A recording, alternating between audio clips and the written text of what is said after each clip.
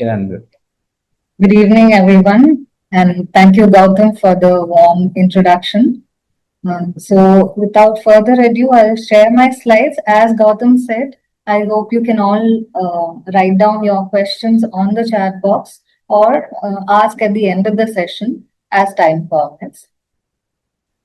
All right, so first question before we start is why? Why should there be any kind of stress? Isn't it just like any other exam? This is some thing that many people who are not really aspirants might ask, but there are studies which show otherwise. One particular study showed that there are number of risk factors for stress, especially for aspirants of IAS. This particular survey found that at least 36% of aspirants had poor physical health, that is, sleep, appetite, etc., was found to be quite difficult for them. And 46% only had 4 to 6 hours of sleep, mostly probably due to preparation and possibly also due to stress. And 12% of them received a psychiatric diagnosis as well. One more thing, if you look at the particular graph on the right hand side, will be that you will see that the number of attempts, as the number of attempts increase, the mental health tended to decrease or reduce or be affected mostly in aspirants. So it is a cause for concern, and we do need to specifically look at ways in which we can tackle this stress. The reason why we need to look at it specifically is because as aspirants, you might have stress and you might feel that, okay, this is something that everybody might be having and I need to deal with it by my own self. However, with such studies, what is apparent is that this is also due to the kind of exam that you are actually taking part in. It's not just to do with your poor coping strategies. So there is a higher need for us to not take it personally and say that, okay, this is a particular thing to do with the exam itself, and how can I deal with it in the best manner? So what are possible sources of stress? These are some of them. Uncertainty, because the number of attempts, the lack of clarity regarding syllabus itself. At times you might be at a loose end as to what kind of reading materials to choose, and another person, you might compare yourself with another person who might be reading from another particular source, etc. So that can also induce stress. Again, the nature of examination itself, like I said, it is a long cycle of examination after examination. So that itself can lead to a possible risk factor for stress. And there is this pressure of competition as well. Now, what is self-regulation in this regard? So the ability to manage your own energy states, emotions, behaviors, and attention in ways that are socially acceptable and help achieve positive goals such as maintaining good relationships, learning, and maintaining an overall well-being or a psychological well-being. So again, some studies have found that self-regulation leads to better general health. It can also lead to better ability to think clearly, judge, make decisions, planning, etc. So for writing an examination, we do need all the higher order thinking, all our executive functions of the brain to be really intact, to be able to think and judge clearly and make decisions are very important. So self-regulation plays a major role and it helps you in doing that. On the other hand, lesser of self-regulation can lead to procrastination as well, and poor time management, disorganized behaviors or learning, and at times mood swings as well. Now, note the fact that I have used the term self-regulation and not self-control. Very often when we think of emotions or unpleasant emotions like anger, stress, etc., we think of the fact that we need to control ourselves or control our stress, reduce our stress. So, what is the difference between self control and self regulation? When you're talking about self control, we are talking about the cognitive element. We're talking about delaying gratification. We are saying that, okay, I'm not going to give myself this particular thing unless and until I get this. So it can even be a bit punitive in that manner, as opposed to emotion regulation. And again, there is an effortful element of control there, saying that we are trying to manipulate our emotions and say that, okay, I should not feel stress. I should keep it away. I should be able to function in whatever circumstance it is without paying attention to what I'm actually feeling or what my needs are at that particular moment. So, coping strategies, healthy coping strategies are always related to regulation rather than control or suppression, because suppression can always lead to it backfiring later on, and it may not be healthy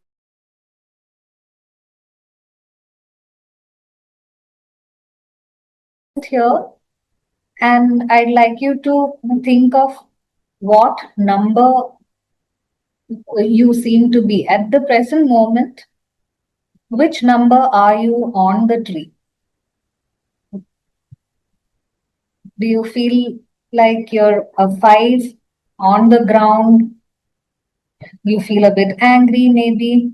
Maybe you're 11 or 12. Maybe you feel close to somebody else and you feel a bit comfortable sitting there. No, and so, what is the emotion? Where are you? Where are we on the street?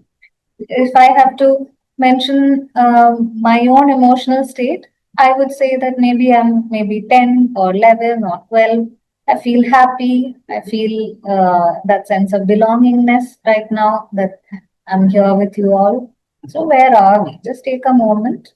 If you'd like to, you can just write down the numbers on the chat box itself, or just make a note of it. Maybe some of you feel like an 8. Maybe you don't feel like learning, but maybe you just decided that you'll join anyway.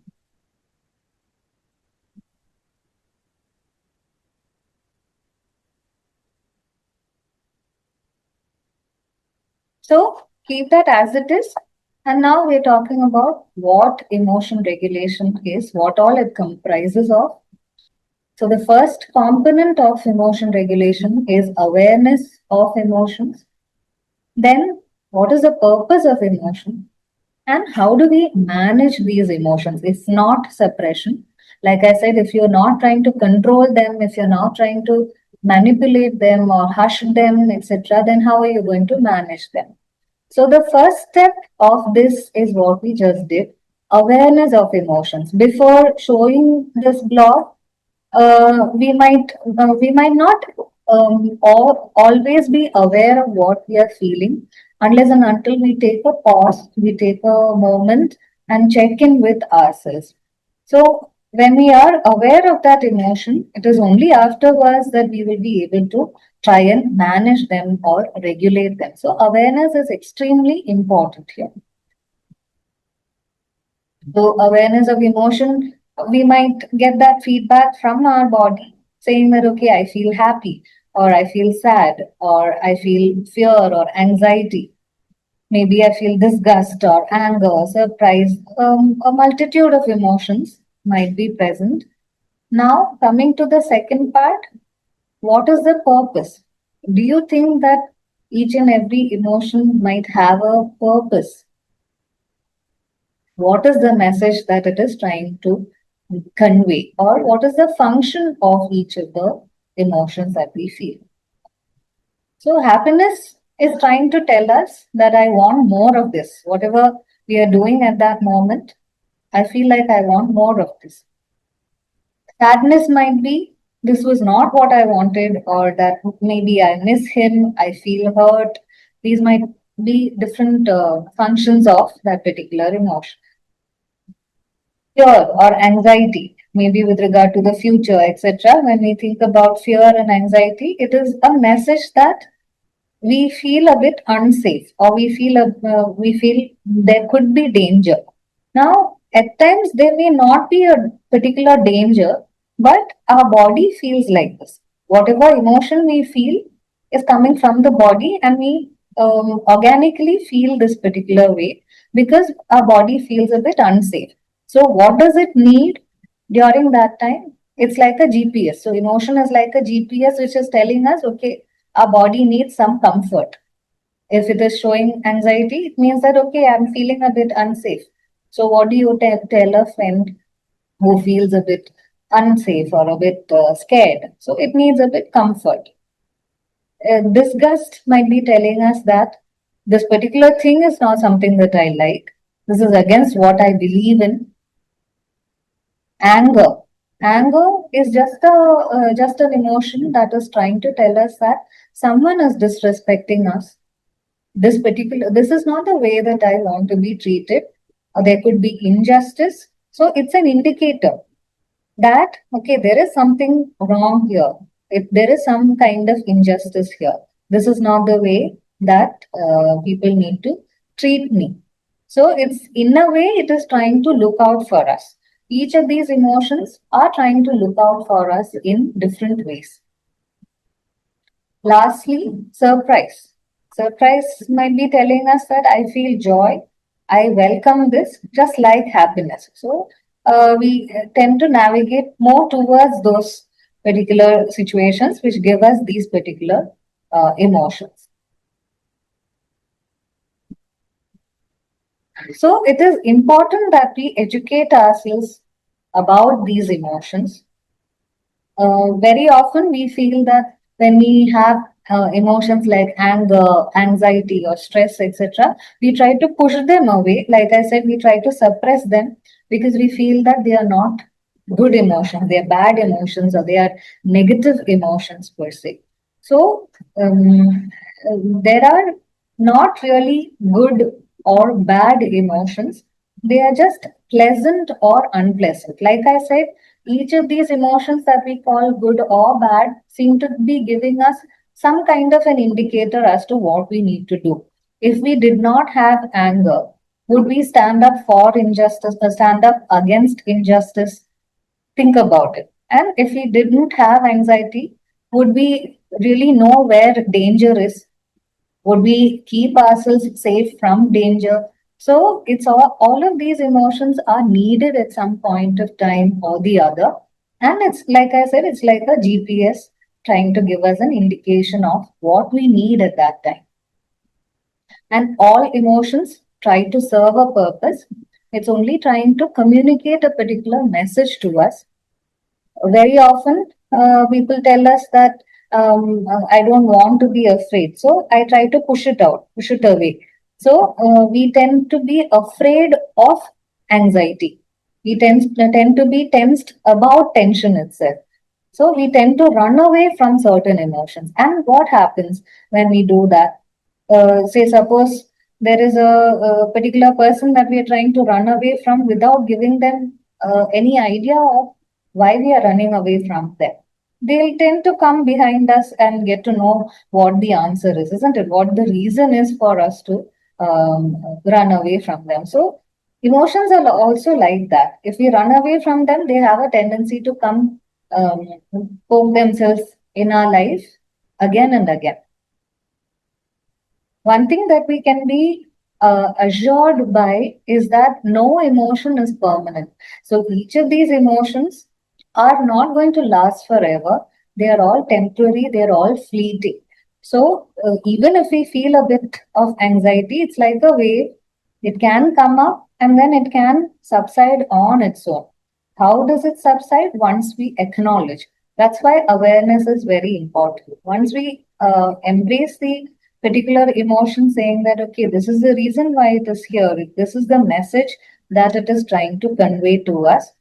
It's like a postman, it's trying to deliver some message, and we just need to receive that message. And once we receive it, it's mostly on its way. Otherwise, we would all have a particular emotion throughout our lives, isn't it? Do we have that? No. So each moment, from one moment to the next, we keep having different waves of emotion. And one more thing that we can be assured by is that having an emotion and acting on it are two different things. So, say, suppose if I have anger towards a particular person, and I feel that okay, I should anger towards my partner, and I feel that okay, this is not right. I should not be having anger towards my partner.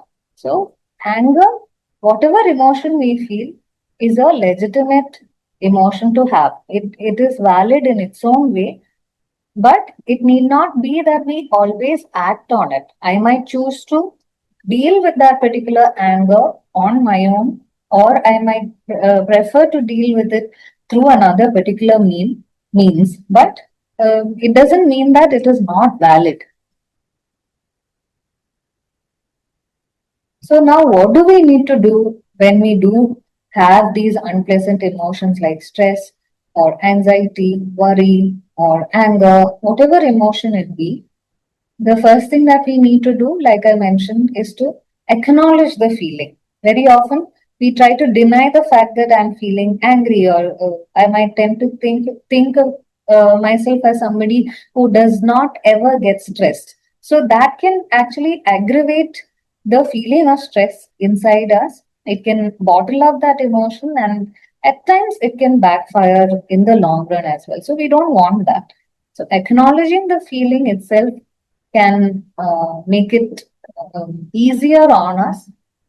Accepting the feeling, accepting the fact that okay, I am feeling stressed.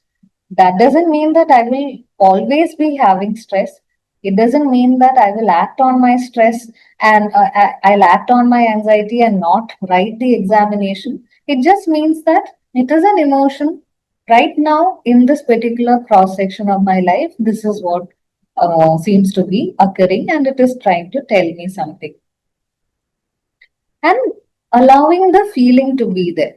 When we allow the feeling to be there, we end up feeling validated ourselves as well.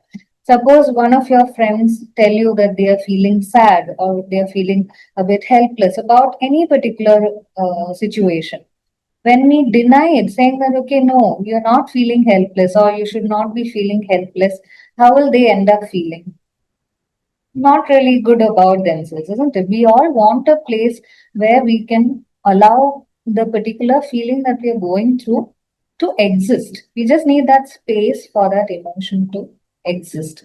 And that itself can feel very validating, very comforting for us. So, acknowledging and accepting and allowing the feeling to be there for ourselves, that itself can help us feel a bit comforted. Now, when do we use emotion regulation?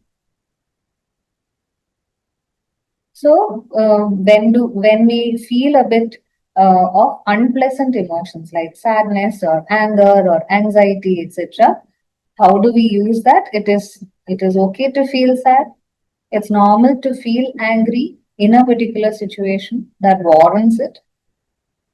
Or it might appear in this particular manner that I am tired and hence I deserve to get some rest. It's okay to cry, or I have a right to cry. And today has been a difficult day for me. I am proud of myself. So these are all different ways in which we can validate ourselves. We can make ourselves feel comforted and warm whenever we are having a particular unpleasant emotion like sadness, anger, anxiety, etc. So this can help it from aggravating even more. But there might be a normal question that comes in this particular context could be, wouldn't I be pampering myself if I am allowing myself to cry, if I'm allowing myself to feel angry, tired, etc.? Am I not indulging myself? Am I not being too much? And won't I lose my drive to write the exam or do whatever I want to do in life? So that's where the particular rule about the emotion, the last rule that I have mentioned when I mentioned the slide. Having an emotion and acting on it are two different things. So, here we are just saying that it is okay to feel this way. We are allowing the emotion to exist. I might still decide that, okay, I still want to study or I still want to go ahead with the preparation. Or I might still decide that with regard to the anger, I might not decide to express it out to the other person. But I am saying that I have a valid reason to feel this particular emotion. I hope that is clear. And now, coming to the last part, how do I do this? How do we regulate our emotions? We spoke about awareness and acknowledgement and allowing the emotion to be there. And now, what do I do with those emotions? At times, I might choose to dissipate it by telling it out to another person, but otherwise, on my own, how do I deal with the emotions? So many of the activities that I've mentioned here would seem rather childish or things that we already know, but these are all activities that have been found to be extremely helpful across the globe with respect to various studies conducted on many individuals. So one thing that we can always do is distraction. If the emotion is slightly on the higher level in terms of intensity, and we do have other things to distract ourselves with, then it is always good to use that activity of opposite emotion. For instance, if you're feeling a bit low, if you're feeling a bit sad, and your friend says, okay, come, let's cheer up, let's just go outside, let's go for a walk and come back. What happens? Very often our mood stabilizes or our mood changes, isn't it? There is a shift from low to a more neutral or a more pleasant kind of an emotion once we do that particular activity. So, the activity of opposite emotion.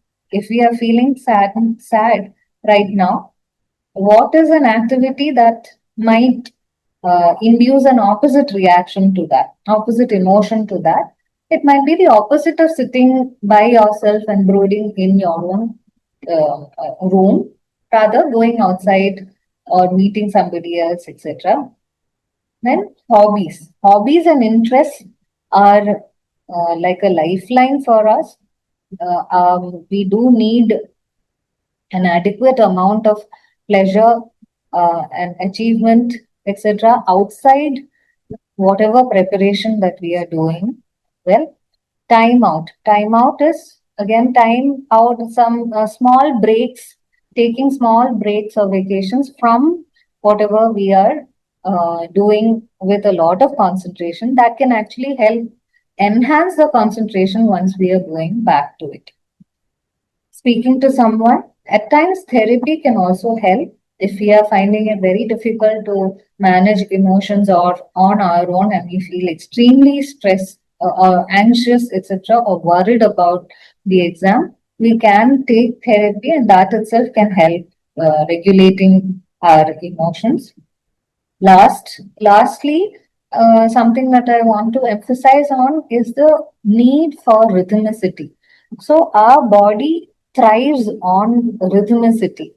When we have a particular routine, a very predictable routine in terms of, okay, I'm going to wake up at this time, then I have my breakfast at this time, my lunch at this time, just with regard to sleep, appetite, and exercise. If we have a particular routine around it, that can do wonders for us in terms of managing our emotions. So our emotions also become very predictable and very stable, rather. So that's also something that we can try to manage our emotions. With regard to physical health, it's important to get enough sleep so that our brain is able to work well. And like we mentioned earlier on, having higher clarity, being able to make decisions well, and judgment, etc. That for that it can help to get at least 6 to 8 hours. Being physically active is another way in which our brain can function a bit better. Exercise, yoga, sports, dance, etc. Making sure that we have it at a similar timing. Then regular meals, as I mentioned, and a very small dose, at least a very small dose of pleasure in terms of having a hobby once a day or once in 2, 3 days can also be very refreshing for us with regard to our mind and our body, so that we get even more rejuvenated and we are able to come back to what we are studying with a refreshed mind rather, even if it is just for 10 minutes or 15 minutes, having that dose, that daily dose of pleasure, does wonders for us.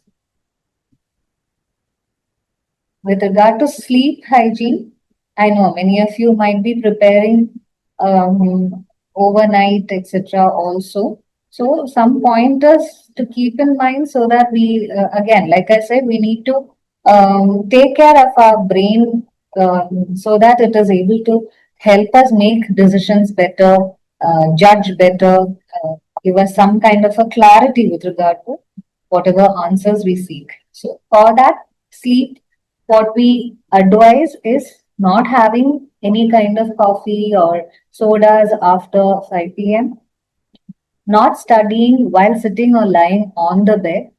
Why? Because we want to associate the bed with sleeping. So if you're spending your day on the bed, studying or doing other things, etc., then at night when we need to fall asleep, it can become a bit difficult for us to do so. So it's always best to sit elsewhere and study, or even not in the bedroom itself and study. Then adhering to timings, like I said, that rhythmicity for the body, sleeping, waking up, etc. It's always best to have a regular timing itself, having some level of exercise, even if it is for 10 minutes to 15 minutes. Stress levels, if it is lesser, it can lead to better quality of sleep. And again, your brain will wake up feeling much more fresh. Avoiding huge intake of unhealthy foods prior to sleeping, right? Before sleeping, if we end up taking junk food or sugary food items, etc., what happens is that our body and brain needs to stay awake to digest it before shutting down all the systems for sleep, isn't it? So it might take a longer time for us to again fall asleep. Again, like I said, by having a regular time for dinner, at least by 8 p.m. perhaps, lesser of afternoon naps can also help in making sure that we have good sleep at night, and creating a conducive sleep environment, making sure that we feel cozy and comfy in our bedroom wherever we are going to sleep. There are other ways of self-regulation as well.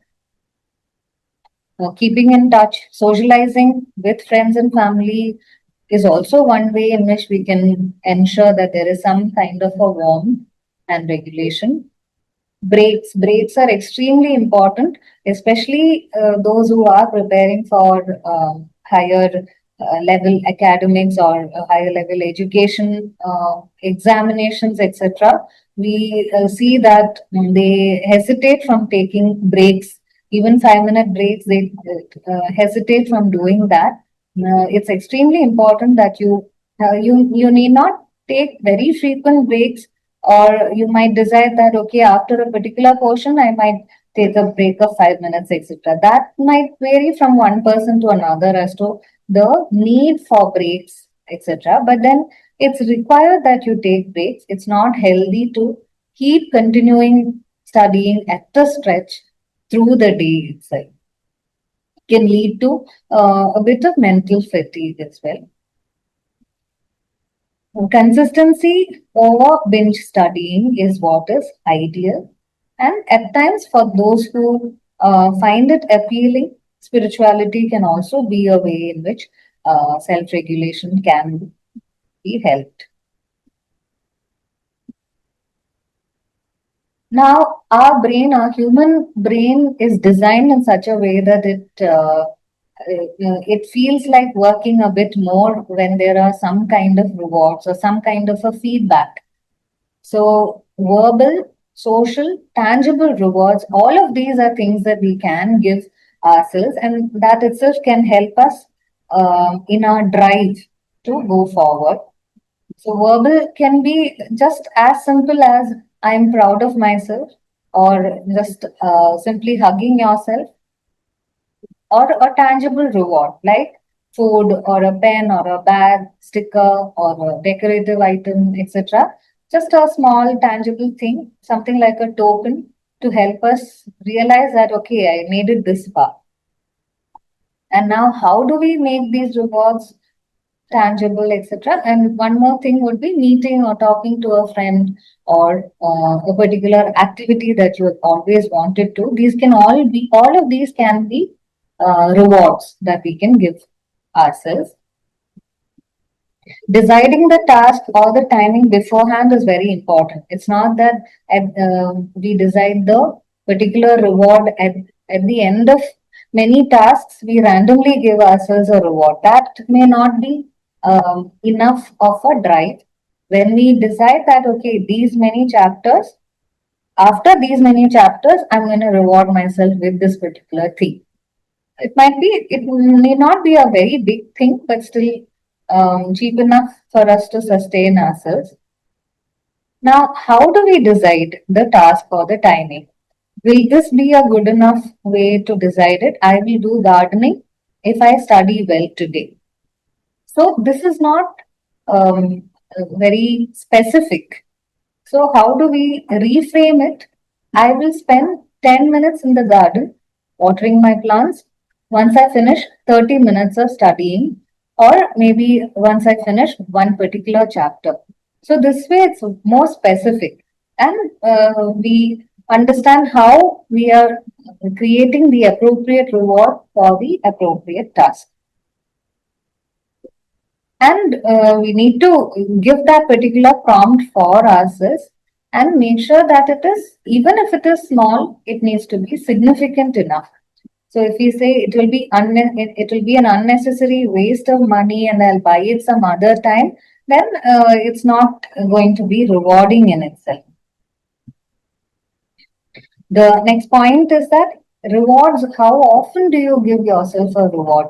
If you think that you can give your reward only after the cracking of that particular exam, that's quite a long wait, isn't it? So we need regular, small, significant rewards from time to time for our body or our brain to feel that drive taking us forward.